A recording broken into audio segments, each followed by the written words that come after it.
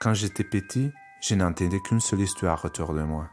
Un homme rencontre une femme, ils tombent amoureux, ils se marient, ils font des enfants, ils vivent heureux pendant le reste de leur vie. Je ne savais pas que la vraie vie était pleine d'histoires différentes dans lesquelles l'amour se manifeste dans des formes magiques et imprévisibles. Bienvenue dans la série audio Ma vie de licorne. Ma vie de licorne. Je m'appelle Lorenzo Ricciarelli et dans chaque épisode, je vous présenterai une licorne différente. Chaque licorne m'a raconté sa vie et comment Niel a réussi magiquement à créer son parcours en dehors du prévisible. Cet épisode s'intitule Ma vie pleine de joie. Ma vie pleine de joie. Et c'est l'histoire de Jo racontée par elle-même. Ma vie pleine de joie. Je m'appelle Jo, je suis née dans le Var en 1979. C'était un petit village. En fait, à l'époque, c'était pas du tout comme aujourd'hui, la Côte d'Azur et puis un endroit hyper prisé, quoi. C'est une vie dans le sud, un peu à la campagne. La maison, elle est toujours ouverte. On va à l'école à pied. On avait une petite maison où quand même on avait tous notre chambre. Du coup, mes parents, ils avaient pas vraiment beaucoup d'argent, mais ils avaient quand même, on avait un terrain rempli d'oliviers centenaires. Et moi, j'ai passé ma vie à grimper dans les arbres, quoi. Enfin, c'était vraiment ça mon univers et je me sentais très bien dans la nature. J'ai 2 grands frères. Mon père est prof. Et comme on a l'habitude de le dire, ma mère ne travaille pas. Elle était bénévole dans plein d'assauts, elle était prof de tennis, elle a fait beaucoup d'artisanat, elle dessinait beaucoup et elle a appris des tas de choses dans sa vie et qu'elle a transmis. Elle faisait du soutien scolaire. Quand on lui demande ce qu'elle fait et puis qu'elle dit qu'elle est mère au foyer, les gens se désintéressent et vont parler d'autres choses et puis regarder une sorte de vie sociale où le travail serait central.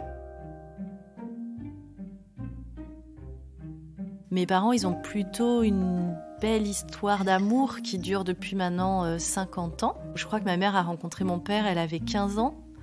Et ils se sont mariés, ma mère avait 17 ans et mon père 24. Dans leur relation, ils ont quand même mis en place des endroits de dialogue. Moi, il me le dit, dans sa génération, on te disait c'est toi le chef de famille. Et ben lui, il avait embrassé ce rôle-là et il reconnaît qu'il a pu être... pas dans des trucs de violence physique ou des trucs comme ça, mais qu'en tout cas qu'il a pu occuper un rôle de dominant parce que c'était celui qu'on lui avait dit qu'il était censé tenir.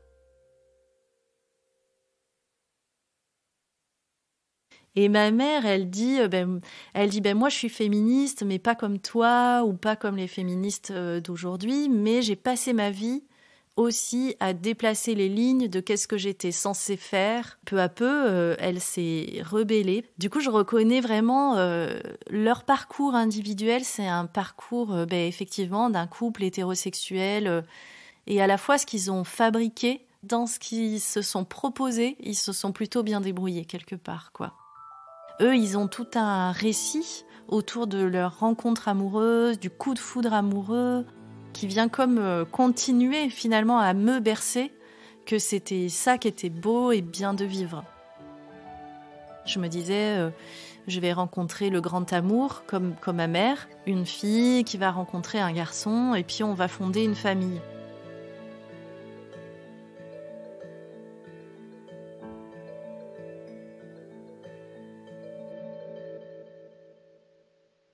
Et du coup, j'avais un rapport dans l'enfance de mon père, ce héros, quoi. Après, ça a plutôt basculé à l'adolescence. J'ai tout à fait désidéalisé mon père et j'ai vu comment ma mère, elle était invisibilisée. Quelque chose qui m'est apparu comme une injustice que j'ai ensuite cherché à réparer, quoi.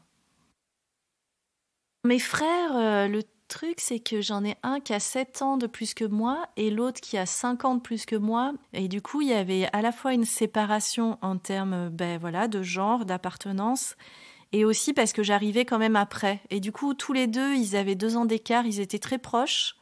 Et moi, j'étais plutôt à la traîne, quoi. J'étais un peu la gamine. Je me souviens que je bataillais un peu sur cette histoire d'être une fille et pourquoi j'étais une fille et pourquoi mes frères c'était des garçons et moi je voulais faire tout comme les garçons et il y avait un truc un peu comme ça. Et puis quand on est une fille, on est beaucoup renforcé dans le fait qu'on est moins forte, moins bonne et qu'on n'arrive pas à faire les choses. Je pense que ça faisait beaucoup de couches avec lesquelles il a fallu que je me distancie ensuite pour me faire confiance et pour me dire que j'avais aussi de la force et du pouvoir. L'école, c'était la catastrophe pour moi. Il faut y aller, je pleure pendant des heures et je me sens pas bien. Je saurais pas comment je me suis retrouvée dans cette place-là, mais je suis devenue ce qu'on appelle un bouc émissaire. J'ai vécu beaucoup de moqueries et de violences allant jusqu'à la violence physique, parfois. J'arrivais jamais à savoir comment il fallait que je sois pour être acceptée socialement. J'avais pas les vêtements qui allaient. En fait, j'avais rien qui allait, quoi. J'avais l'impression que toujours j'étais pas... Voilà, ça n'allait pas. J'étais vraiment dans l'erreur à absolument vouloir leur ressembler à tout prix, quoi, et que ça m'a fait perdre quand même pas mal d'énergie. Et je pouvais pas me sortir du rôle qui m'avait été assigné. Et je m'en suis sortie en déménageant. Je pense que si j'étais restée à l'endroit où j'ai grandi, j'aurais encore souffert des années de cette espèce d'étiquette qui est difficile à décoller, quoi. Mes parents économisaient toute l'année pour que l'été, on puisse partir en camion pendant 2 mois.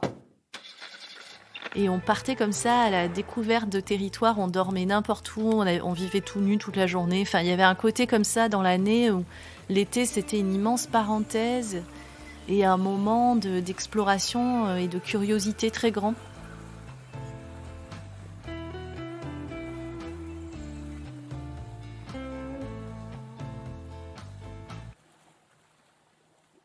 Cette vie-là dans le Var, c'est jusqu'à mes 11 ans. Et ensuite, on déménage vers Avignon. C'est mon père qui avait demandé sa mutation de prof. Et pour mon père, qui du coup est né à Nice, déménager à Avignon, c'était déjà aller dans le Nord, quoi. C'est pour dire un peu. Pour lui, c'était vraiment un choc culturel et du coup, pour nous, quelque part aussi. Et du coup, c'est la période collège-lycée et c'était pour moi une révolution puisque effectivement, je suis arrivée là-bas et d'un coup, cette étiquette de bouc émissaire avait disparu. J'étais tellement angoissée. Et quand je suis arrivée dans cette classe, il y avait un bureau et il y avait une place de libre. Je me suis installée là. Et je me suis trouvée à côté d'une fille qui, pour le coup, habitait dans la région depuis longtemps. C'était une fille populaire. Et j'ai comme un peu surfé pendant mon collège sur cette amitié qui me sauve la vie, qui me sort de la place à laquelle j'avais été assignée avant, de bouc émissaire. Voilà, elle me permet d'accéder à des rapports sociaux qui sont plus dévalorisants. À l'époque, j'allais au catéchisme toujours aussi. Donc j'avais rencontré, j'étais toujours dans cette éducation religieuse. Donc je me souviens que la première fois que j'ai embrassé un garçon, c'était au catéchisme. J'étais hyper timide, lui aussi. Donc les autres ont décidé qu'il fallait qu'on se roule des pelles. Donc on s'est roulé des pelles dans un monastère, enfin un truc un peu du genre. Toutes les premières fois, c'est assez raté. J'ai l'impression que je fais plutôt les choses pour me conformer aux attentes des autres. Mais mon premier émoi, je l'ai rencontré à l'école. Il était tout petit. Et avec lui, je me souviens, il y avait une relation qui a duré plusieurs mois. Dans mon souvenir, c'était un garçon plutôt chouette, rigolo. Ça s'est poursuivi pendant une année. Ça s'est fini parce que je suis partie en colonie de vacances tout un été. Et que pendant la colonie de vacances, j'ai dû rencontrer quelqu'un d'autre. Et que quand on s'est retrouvés à la rentrée en septembre, on est tombé d'accord qu'on n'était plus vraiment amoureux et qu'on pouvait être amis. À l'époque, j'avais même pas l'imaginaire vraiment que c'était possible d'avoir des sentiments amoureux et d'avoir une vie sensuelle avec des filles. Du coup, avec les garçons, ça se passait. Je me rappelle que j'étais assez bouleversée émotionnellement par tout ça. C'était très fort quand même, toutes ces nouvelles notions et tout ce qui se passait dans mon corps. Et je pense qu'il y avait d'ores et déjà quelque chose de l'ordre à la fois du plaisir, du désir, mais aussi de la honte à expérimenter autour de la question du corps et de la sexualité. Je me souviens aussi d'après-midi où on s'enferme avec 4 copains ou copines et où on passe l'après-midi sur le lit à se faire des bisous et des caresses. Enfin, il y avait quand même des espèces de pratiques collectives de sensualité déjà à cette époque. Sur la question du corps, je crois que c'est un moment pas facile. Le corps d'enfant m'échappe. Il y a les seins qui poussent, les poils qui arrivent. cette histoire de règles que je comprends pas, en fait. Cette chose des règles n'existait pas. Et puis d'un coup, elle existe. Je me souviens d'avoir eu énormément honte pendant au moins 1, 2 ou 3 cycles. Je pense que je l'ai dit à personne. Puis je pense l'avoir dit à ma mère. Pour elle, c'était la fête, un moment émouvant. Je crois que le soir, on a comme trinqué à cette histoire de règles avec mes 2 frères et mon père. Et moi, j'étais hyper mal à l'aise. Enfin, je trouvais ça hyper gênant. Je voyais pas du tout qu'est-ce qu'on me racontait quand on me disait que j'allais devenir une femme. C'était trop bizarre. Et je voulais pas du tout ça. J'avais des complexes autour du poids. La relation à l'alimentation était pas simple. D'une part, j'avais un corps qui changeait, qui allait vers un corps de femme. Et moi, ça me parlait pas spécialement, cette histoire. Voire, ça m'ennuyait vraiment. Après le collège, j'ai fait 1 an dans un lycée classique, puis ensuite 2 ans dans un lycée technologique. Et du coup, dans la première année du lycée classique, j'ai rencontré la meilleure amie du moment. Et avec elle, je pense qu'il y a eu le début des questionnements et du trouble à l'endroit de mon désir. Je pense que c'était un peu ma première expérience avec l'alcool où j'étais vraiment complètement saoule et tout. On est derrière un fourré toutes les deux et puis on s'embrasse et on se caresse pendant des heures. Et je me souviens du fait qu'on n'en parle plus jamais. Enfin, qu'il y a quelque chose vraiment qui referme cette parenthèse et on continue sur un mode d'amitié très fusionnel pendant toute une année. Quand je pars au lycée technologique, je vis ça comme une rupture amoureuse très forte. C'est vraiment un truc sentimental, quoi. C'est très fort. Là, c'est clair qu'à ce moment-là, je commençais à réaliser que cette rupture, elle m'emmenait ailleurs qu'une simple amitié. Enfin, en tout cas, elle venait me questionner sur pourquoi ça me faisait autant souffrir. Mais je pense que c'est plus comme une espèce de bourdonnement ambiant de l'adolescence, on se pose des questions, il n'y a rien de définitif. Quand j'ai changé de lycée, j'avais 16 ans et j'allais donc vers cette filière économique et sociale et j'allais dans un lycée technique. Et en fait, les 2 dernières années de lycée, première et terminale, je me souviens de rien, pratiquement. Je me souviens surtout que j'étais assez seule. Il y avait vraiment quelque chose de l'ordre de la pression à la norme qui revenait. C'était une sorte de période où il fallait être en groupe. Et moi, je me sentais plutôt comme une espèce de chose qui n'arrivait à s'inscrire dans aucun mouvement, quoi. Et qui était comme un parasite. C'était pas agréable du tout. Du coup, je me suis pas mal enfermée dans une vie plutôt solitaire, assez rêveuse. De toute façon, toute l'école, je l'ai vraiment vécue comme un truc carcéral, quoi. Enfin, un truc vraiment violent. Déjà, à ce moment-là, j'avais commencé à émettre un vécu, une opinion, un ressenti qui était que je ne voulais pas avoir d'enfant. Je crois que c'était à l'époque un peu lié à un truc de la vie c'est trop dur, moi j'en ai chié. Il y avait cette histoire de perdre sa virginité, là, ce truc qui avait l'air vraiment précieux. J'avais un peu comme 2 meilleurs copains. On se roulait des pelles tous les 3, tout ça, c'était un peu marrant, quoi. Il y avait aussi quelque chose un peu de trouble à ce moment-là. Ça me semblait chiant et pesant, ce truc de trouver la bonne personne, le prince charmant et tout. Et du coup, j'ai écrit à mon meilleur ami et je lui ai dit, écoute, on n'aurait qu'à faire ça ensemble. Comme ça, ce sera fait. Et je me rappelle qu'on a rédigé un contrat où on s'est dit, on ne parlera pas du fait qu'on a fait ça ensemble. On pourra dire que ça y est, on l'a fait, tout ça. Qu'on n'était pas là pour faire une histoire d'amour, qu'on allait se protéger. On avait comme formalisé quelque chose.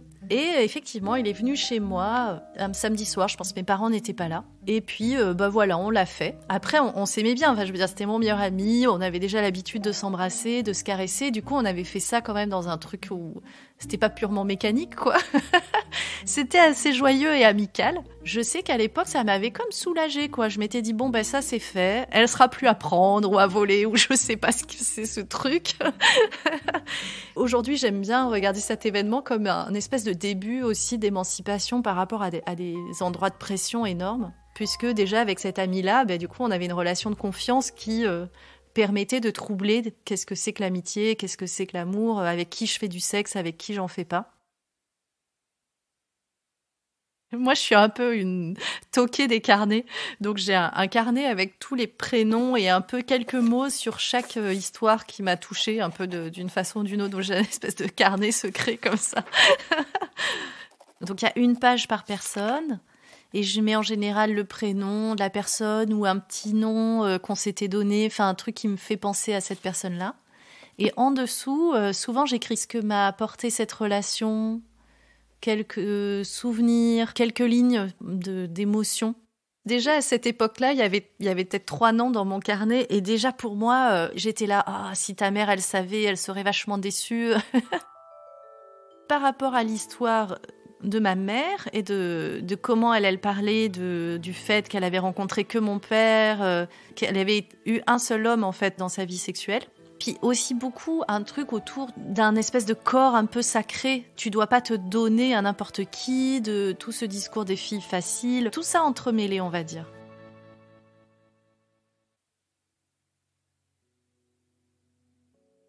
Je pense qu'à l'époque, commençait cette question inlassable qui va rester tout au long de mon parcours jusqu'à il y a peu de temps, qui était mais au fait, est-ce que je suis homo ou est-ce que je suis hétéro ? Et qui était vraiment déjà présent pendant tout le lycée, mais qui avait cette espèce de justification de « Ah, c'est un truc d'adolescente ». C'est un peu mon histoire, cette histoire de ping-pong entre 2 identités et pour lequel aucune ne correspondait complètement à mon vécu. Moi, j'ai été assez lente pour vraiment m'autoriser à imaginer un futur différent. Comme j'étais pas hétéro, mais que je sentais déjà, ou en tout cas je percevais que j'étais pas homo, et ben ça m'a, je pense, fait perdre beaucoup de temps pour identifier que j'allais créer autre chose que ces 2 choses-là. J'avais pas de modèle, il y avait des doutes dans mon entourage sur mon orientation sexuelle, et du coup ma mère m'avait dit « Ah mais tu sais, si t'es lesbienne, pour moi c'est pas un souci, mais ta vie va être difficile ». Puisque homo, ça a l'air difficile, j'arrivais pas non plus à me fabriquer quelque chose et à m'identifier à des personnes homo et du coup à développer ma vie affective et amoureuse et sexuelle à cet endroit-là. Je redéménage et on déménage avec mes parents à Aix-en-Provence où je commence des études qui m'intéressent pas du tout. J'ai une relation avec un garçon très passionnel, une rupture très douloureuse. Je me sens très fragile, en fait, sur le plan affectif. Puis, j'ai à nouveau une relation avec un autre garçon qui dure 1 an et demi. Il y a une espèce de tentative d'habiter ensemble et moi, j'explose. Donc, je déménage au bout de 3 mois. Je pars à Montréal pour faire mes études aussi, quand j'ai 20 ans. De 20 à 21 ans, je suis à Montréal pour mes études. Puis je reviens de Montréal, j'habite quelques mois à Montpellier et je me dis, bon, en fait, j'arrive à me fixer nulle part. C'est-à-dire que ni sur le plan affectif, ni sur le plan géographique, il y a quelque chose qui fait du sens pour moi. Et j'arrête mes études en me disant, de toute façon, j'arrive pas à savoir ce dont j'ai vraiment envie. Je suis devenue saisonnière entre 24 et 27 ans. Donc je travaillais en séjour pour enfants. J'avais pas de maison, du coup j'avais mon sac à dos. C'était déjà une vie un peu décalée. Pendant toute cette période, il y a déjà la question de plus adhérer à la vie du couple. La question des enfants est déjà réglée. J'étais déjà dans des formes de vie collective. Et il me restait un peu à trouver une voie pour m'épanouir dans ma vie amoureuse et sexuelle. Et puis au bout de ces 3 ans de saison, je me suis à nouveau ressentie dans un besoin de me poser quelque part. Et je suis revenue, j'avais 27 ans et je me suis installée à Marseille pour 3 ans pour faire des études dans le social.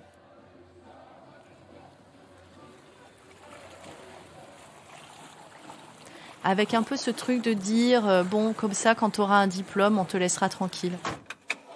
Pendant 1 an, j'étais avec mon camion et puis je cherchais à trouver un lieu d'adoption qui ne soit pas la société telle qu'elle m'était proposée. Sauf que ça a été un échec. Partout où j'allais dans les communautés, je me sentais très mal. C'était des endroits où il n'y avait pas du tout de personnes LGBT visibles, en tout cas. C'était aussi des endroits où il y avait un système patriarcal installé, souvent dans ces lieux collectifs. Je laisse mon camion, je reviens à Marseille. J'ai 30 ans et je m'installe toute seule, cette fois, dans un petit appartement. Je commence une analyse parce que je pense que je suis à un moment de ma vie où je me dis, en fait, si c'est toute ma vie comme ça, je vais pas tenir. J'ai un peu des désirs de mort, en fait, je pense. Je me reconnais nulle part, j'appartiens à rien. J'arrive pas à voir comment je vais pouvoir me réaliser. Et j'arrive pas à aimer, j'arrive pas à être aimée, il y a un truc qui fonctionne pas. Et après, tout s'enchaîne, c'est assez étonnant. À suivre. Vous venez d'écouter la première partie de Ma vie pleine de joie, un épisode de la série podcast Ma vie de licorne. Vous pouvez nous retrouver sur toutes les plateformes principales des podcasts et nous découvrir encore plus sur les réseaux sociaux et sur notre site mavidelicorne.com. Merci de nous avoir écoutés et à très vite.